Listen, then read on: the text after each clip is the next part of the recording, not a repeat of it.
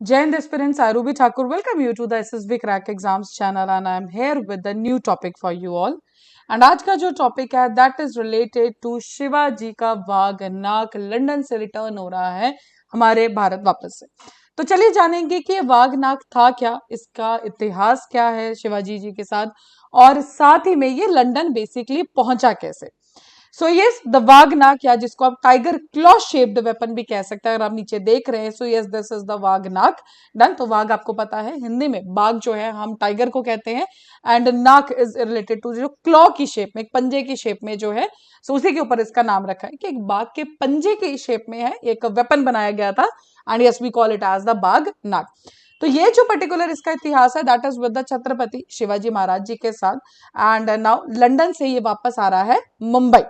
सो बागनाक जो है वो रहेगा सतारा के अंदर। वी ऑल नो कि सतारा मराठास की, अगर आप जब भी हिस्ट्री पढ़ते हैं, सो यस वही से सतारा के अंदर इसको रखा जाएगा। इवन स्टेट के अलग अलग म्यूजियम्स के अंदर इसको शोकेस किया जाएगा। डन। अब इसका जो इतिहास है वो अफजल खान के साथ हम पढ़ते हैं, जो हम आगे बात करेंगे उसके ऊपर। सो सबसे पहले बात करते हैं कि बागनाक है क्या। तो जैसे कि मैंने आपको बताया, ये एक तरह का जागर है, या पर्टिकुलर वेपन कह लीजिए, हथियार कह लीजिए, जो इंडियन सब कॉन्टिनेंट में यूज किया जाता था। एंड सबसे बड़ी बात इसकी ये थी कि एक बाघ टाइगर के क्लॉ के शेप में था, उसके पंजे की शेप में था। तो आप देख सकते हैं कितने क्लियरली कि चार काफी कर्व्ड ब्लेड्स है इसके साथ। डन। 4 से 5 कर्व्ड ब्लेड्स रहते थे।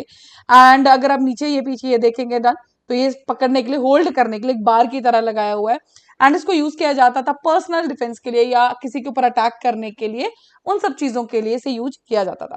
साथ ही में शार्प ब्लेड्स रहते हैं, तो ये इतने ज्यादा शार्प है कि ये पर्टिकुलर अगर आप किसी को मारे तो उसका अंदर का फ्लैश जो है वो तक के बाहर निकाल देता था, स्किन को पूरा स्लाइस आउट कर। तो इतने शार्प इसके ब्लेड्स हुआ करते थे। तो लोग इसको पर्टिकुलरली अपने बचाव के लिए, किसी अटैक से किसी के दूसरे के ऊपर अटैक करने के लिए यूज करते थे।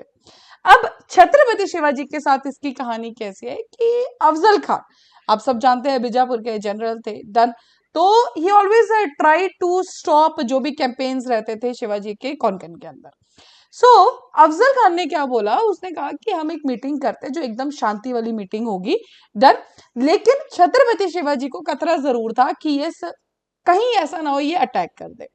तो उस पर्टिकुलर टाइम पे छत्रपति शिवाजी जब मीटिंग करने गए तो उन्होंने बागनाक और एक चेन में जो पर्टिकुलर छोटी छोटी मेटल की रिंग्स होती है उनके थ्रू बना रहता है, तो इन दोनों को वो अपना जो भी उन्होंने पहने हुए थे उसके अंदर वो छुपा के ले गए थे। और कहीं ना कहीं जो उनका शक था वो भी सही निकला, जैसे ही अफजल खान वहां पे अटैक करता है। बट ये जैसे अफजल खान ने अटैक किया उसी पर्टिकुलर टाइम पे शिवाजी जी ने भी वाघनाग से उनका अटैक किया, एंड यस उसी पर्टिकुलर टाइम पे अफजल खान की जो है मृत्यु हो गई थी। तो यस जो एक का खतरा, because yes we are talking about the Afzal Khan, तो बीजापुर के साथ ये स्टोरी रिलेटेड है। तो yes that's why waghnakh Shivaji का एक वो माना जाता है। अब बात करते हैं जब ये यहाँ पर था तो ये लंदन कैसे पहुंच गया। तो जेम्स ग्रांट डफ जो ईस्ट इंडिया कंपनी के ऑफिसर थे, he was serving as the company resident, कहाँ पे, सतारा स्टेट के अंदर। तो उनको ये गिफ्ट दिया गया था बाय द पर्टिकुलर जो प्राइम मिनिस्टर थे पेशवा ऑफ द मराठास के। देन उन्होंने इनको गिफ्ट किया था बागनाक, एंड इसी रीजन की वजह से ये जो बागनाक है ये पहुंचा था London. But now finally we are having it back in our India. But ये परमानेंट नहीं है। डन। कुछ समय के लिए दिया गया, अराउंड 3 इयर्स के लिए, पहले 1 साल की परमिशन दी गई थी, but now for the 3 years it will be in India.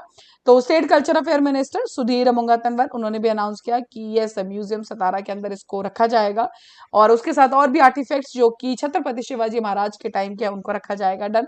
Security measures को काफी ज्यादा हाई किया है आर्टिफैक्ट को प्रोटेक्ट करने के लिए, बिकॉज देखिए कहीं ना कहीं हमारी धरोहर है, उस टाइम की चीजें हैं। डन। सो 2 कमिटीज बनाई गई हैं, एक तो मुंबई में और एक सतारा के अंदर, तो ट्रांसपोर्टेशन को देखने के लिए, एग्जीबिशन को देखने के लिए। डन।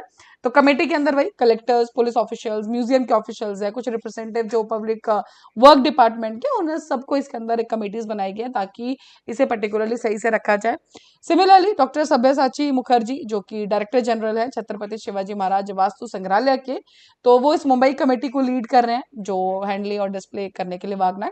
एंड महाराष्ट्र को दिया गया है, और ये कहाँ से लाया गया, ये था विक्टोरिया एंड अल्बर्ट म्यूजियम जो कि लंदन में है। ये 3 साल के लिए महाराष्ट्र गवर्नमेंट को सौंपा गया, एंड उसके बाद ये वापस चला जाएगा।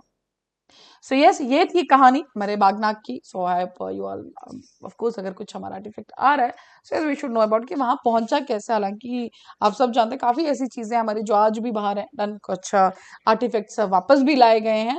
सो यस, ये सिलसिला चल रहा है. But yes, this is a whole story related to the baghnakh, जो क्यों ये छत्रपति शिवाजी महाराज के साथ जुड़ा हुआ था. So that is all for this particular update. अभी आपकी स्क्रीन पे एसएसबी इंटरव्यू के कोर्सेज हर महीने हमारे बैचेस बैठते हैं. साथ ही we are having the courses for NDA series AFCAT. You can enrol in this particular courses. और जब भी आप एनरोल करें उस टाइम पे डिस्काउंट कोड जो कि है वॉरियर 10 आप लगाना ना भूलें. जैसे आप इस कोड को यूज करेंगे you'll be getting the 10% off on that particular course.